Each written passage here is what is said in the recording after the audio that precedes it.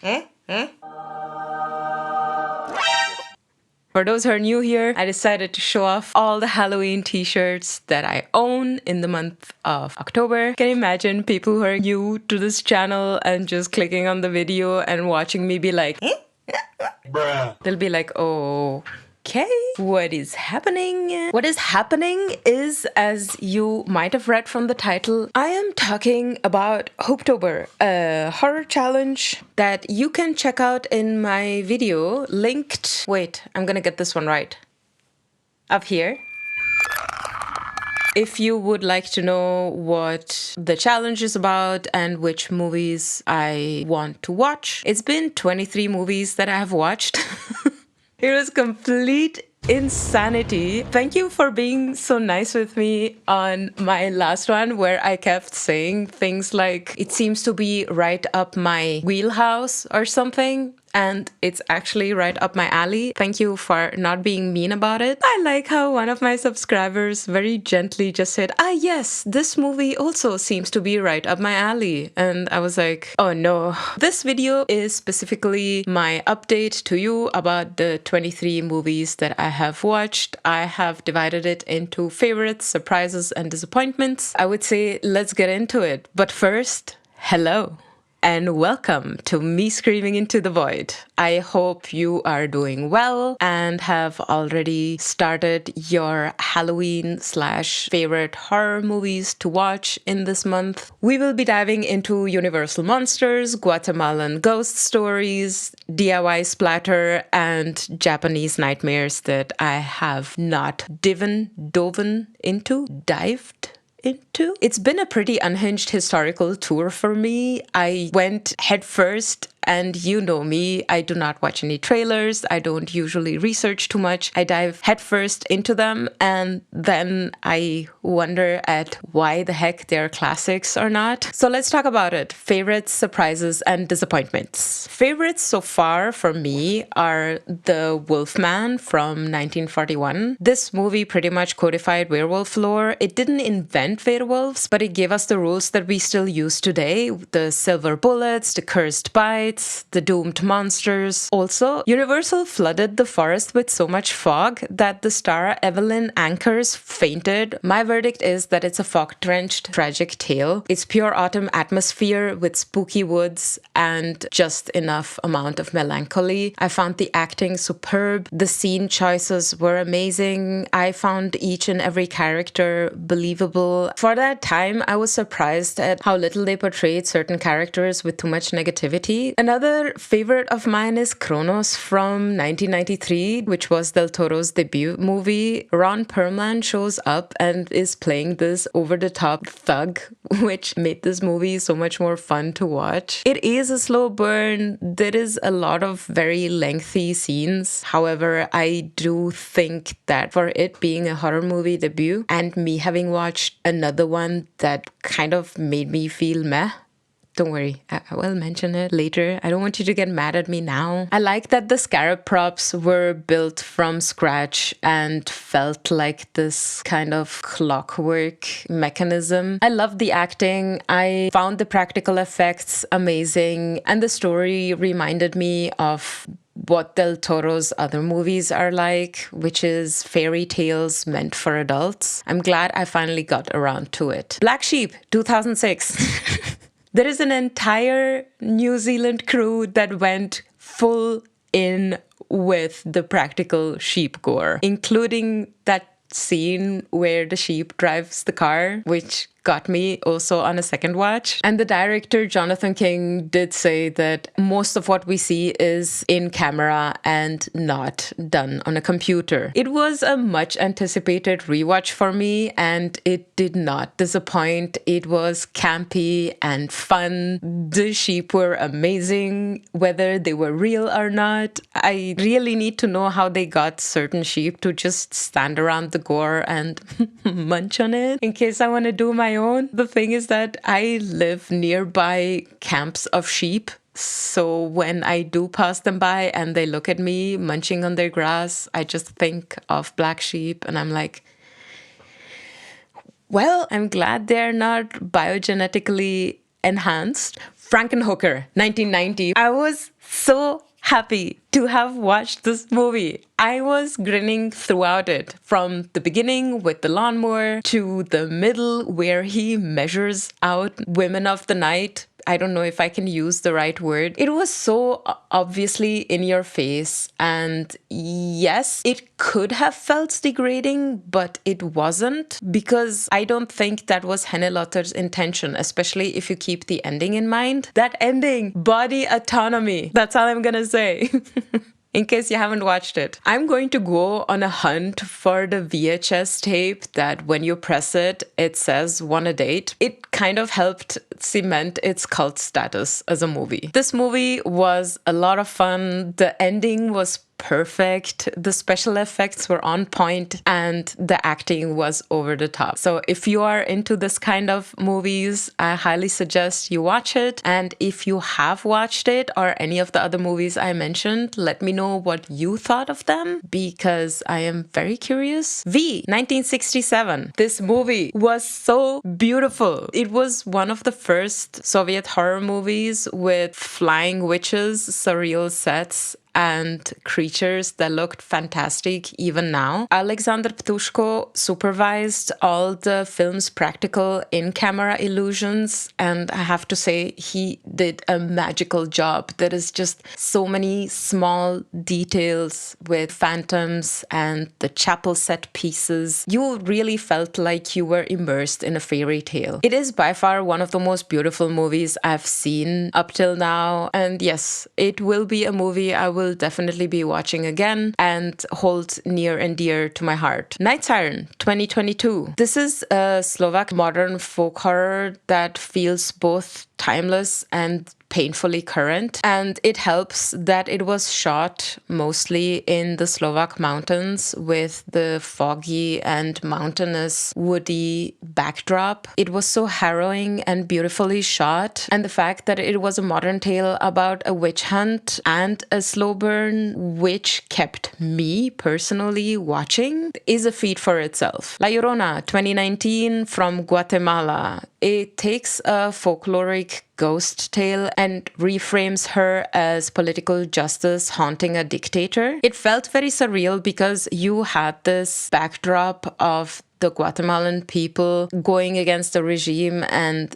shouting in the background, but you mostly just heard them. You didn't see them much. And what you did see was mostly the dictator and his family living in this beautiful place and going about their lives, but having this haunting feeling in the background. It was intense, slow burn with a tragic ending, and I highly recommend it because that ending just tore me apart. I did not see it coming. Funnily enough, in my favorites, there is a couple of slow burns, which surprised me. I was not expecting to like so many slow burns as I did for my Hooptober watch. The biggest surprises: Amusement Park, 1973 by George R. Romero, which was a piece that was commissioned by the Lutheran Service Society from Western Pennsylvania to portray elder abuse, but when they watched it, they shelved it, and it reappeared, I think, in 2019, and Shudder released it as a horror movie. But keep in mind, this movie was actually a PSA about elderly abuse. I seriously think more horror movie filmmakers need to make PSAs, because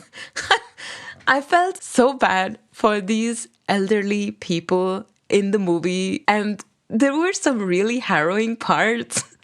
Like, he's reading to this little girl a story and he seems to enjoy himself. Her mother just drags her away and he starts crying on the floor. Sorry, I'm laughing because the thing is that if I ever was an elderly person, I don't know if I would need as much human contact as this elderly man did, as much as he needed it. Everyone just kept walking away from him. The Ritual, 2017. That was a rewatch for me, and it was because my curiosity was piqued the first time I had watched it. I found it kind of meh. However, having so many horror enthusiasts saying how much they enjoyed it, I was like, okay, I must have missed something. And indeed, I did. On a second watch, I was very enticed by the Norse mythology of the monster, the concept artist Keith Thompson was hired in the production of the creature design of the Jotun. The only thing I thought while watching this movie was, oh, well, that is a thing you can do if you want to face your traumas. Love the creature design. The nightmare sequences were on point. I highly recommend you watch it. The Domestics, 2018. It's a Mad Max style apocalypse flick with gangs, grit, and unexpectedly David Dastmalchian. I don't know how to say his name. I loved the practical gore effects. This movie surprised me because I found the beginning and what the couple was going through a little bit However, by the end, I was like, you know what? If you need a post-apocalyptic setting to save your marriage, why not? I mean, people have babies to save their marriage. I find that almost worse. Just my opinion. Ringu, 1998. If I'm not mistaken, this movie kicked off the whole J-horror wave and cemented Sadako as an icon. Her TV crawl was filmed with an actress moving backwards, which now that I think of it, just gave this uncanny, jerky motion so much more tenseness. Again, a slow burn. It was moody in the best way, and I will never unsee those fingers. I also found it a tragically gothic tale. I don't know if there is any people who are more in touch with the gothic genre, let me know, but I did feel a lot of goth vibes coming from this movie. Dark Water, 2002. Another slow burn, another surprise for me. Nakata leaned into practical water effects with this one and gave this movie this damp, lived-in vibe and grounded the supernatural aspect of it. I was a bit in the beginning, and it took me a while to get into the movie, but the last 20 minutes are totally worth the watch. That hair in the tap creeped me out, and the ending broke my heart. I was not okay. I felt so bad for that little girl. It's just something about mothers and daughters, especially mothers that have to deal with everything themselves. Disappointments. Now, these disappointments are not completely bad. It's just these movies had a certain aspect that made me go, I will not watch you again because of that. However, they each also have a good thing. So not complete disappointments, just disappointments. The first one is the first movie I watched for Hooptober, Texas Chainsaw Massacre 2 from Tobe Hooper. It's a gorier, weirder, dark comedy sequel that it was made. Tom Savini handled the special effects, which was a sharp pivot from the first movie's subtlety. If you liked the first one, I don't know if you will like this one. I did enjoy the practical effects. I found them amazing. The set designs were over the top. Everyone seemed to have chainsaws. Everyone. And that weird Leatherface story in the background was, I don't know, I had my qualms with it. In my opinion, way too much screaming. It got really annoying really fast. They Live, 1988. I know. I am aware. Why do I not like it? I loved the premise. It was amazingly set up. The set design was out of this world. I loved the whole glasses thing. It just fizzled out in the end for me. I found the 7-minute alley fighting scene mesmerizing. I was never so intrigued by two grown men fighting among trash bins for 7 minutes straight. But mostly the acting was subpar and the ending just didn't do it for me. Bad Taste, Peter Jackson. I'm aware it took 4 years of weekend shoots for them to make the movie, and it's all DIY splatter, and it was the first movie Peter Jackson did, I think, in his student days. They used real sheep brains from the butchers. I could appreciate the movie for what it was. It took a lot of love for the craft to be able to stick to it for 4 years and then get a final product. I like over the top, but it just didn't do it for me. Love the aliens and the green slime. I apologize to all the Peter Jackson fans. In my defense, I did get the DVD. I don't know if you can see it, but it's one of those thingies where the finger changes into two fingers. I don't know if you can see that, but it's happening, I will keep it as an artifact. Rabbit. This movie just proved to me again that I do not like Cronenberg. This movie cemented Cronenberg's body horror infection style that he likes to use so much. I have to admit that when I watched it as a kid, it completely terrified me and I was not okay for months to come. However, having watched it as a grown adult, I just got irritated. I will slowly get around watching all the Cronenberg movies because they did affect a lot of movie makers. The Howling from Joe Dante. Funnily enough, it was released in the same year as An American Werewolf in London. I was just not a fan of the beginning. It was very sleazy. That phone call made me almost hurl, and the whole damsel in distress vibe irritating to the max. The transformations dragged along way too long. If I were one of the characters, I would not just be standing in the room and watching in dismay as this person very slowly transforms into a werewolf. I would have run away. Is it just me, or did Dee Wallace's final transformation make her look like a chihuahua? All the other werewolves looked good, but hers was just like, what was that? I had such a hearty laugh when I saw her transformation. So just because of that, I'm gonna give it a point because on the whole, just not my vibe. I didn't like The Howling. Dead Ant, 2017. I wanted to like this movie so much because on paper it sounded so good. However, there were giant CGI ants, I'm aware. How else would you do it? In my defense, it's not that I hate all CGI. I do prefer practical effects just because they make the movie feel more real. I find CGI takes you out of it completely. If you're expecting throwback monsters, forget about it. There were some nice gory effects with the deaths. Watching bikini-clad groupies run around the desert being chased by giant CGI ants did not do it for me. The glam metal band also didn't do it for me. I didn't enjoy it at all. It did not have the right campy vibes, and the band was really bad. This was by far the biggest disappointment of them all. And I watched Into the Grizzly Maze with James Marsden and Billy Bob Thornton. It could have been such a good eco-horror about this massive grizzly bear just taking full-on revenge. I love that for the close-ups, they used a trained grizzly bear who's called Barth the Bear II. And for the attack parts, they used animatronics. This movie could have been everything. I did enjoy the bear parts because I love bears. I was rooting for the bear the whole time. It was just so slow. You just saw a lot of people in forests and from time to time bear attacks. The Mummy, 1932, which featured Karloff's iconic Imhotep. I loved the deep camera stares from Karloff, very hypnotic, but compared to the other works that we have from Universal, like Frankenstein, Dracula, and just having watched The Wolfman, I have to say this movie shuffles along, pun intended, real slow. It took Karloff 8 hours in makeup for the mummy effects, just for them to be used so sparingly on screen. I'm glad I watched it because it belongs to the Universal monster movies. However, it was definitely the least liked of them all. Ah, yes, the last one. The purists are gonna tear me apart. The Wicker Man from 1973. The pagan folk classic with Christopher Lee and Edward Woodward being torched in a giant wicker man. This movie was just plain weird. From the naked dancing lady...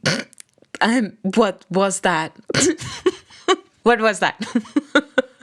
To the whole ending where I was like, I get it. And the twist that I kind of knew from Nicolas Cage. I'm gonna say something that is really gonna irritate a lot of people. The one with Nicolas Cage was more entertaining for me.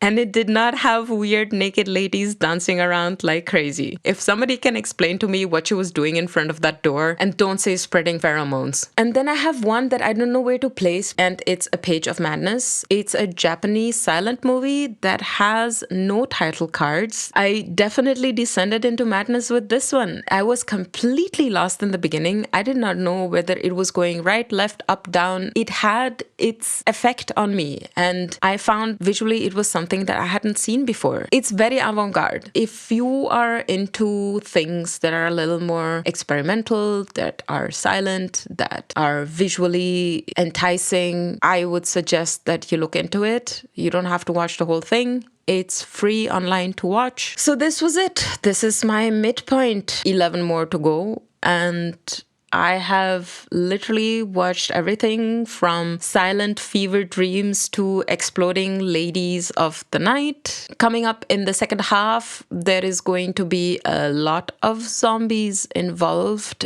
and a juke joint vampire movie, and of course, The Wizard of Oz. If you're watching along or you have your own Hooptober list, let me know which ones are your favorites, disappointments and surprises down below. And remember to sacrifice the subscribe button to summon my screams. Bye!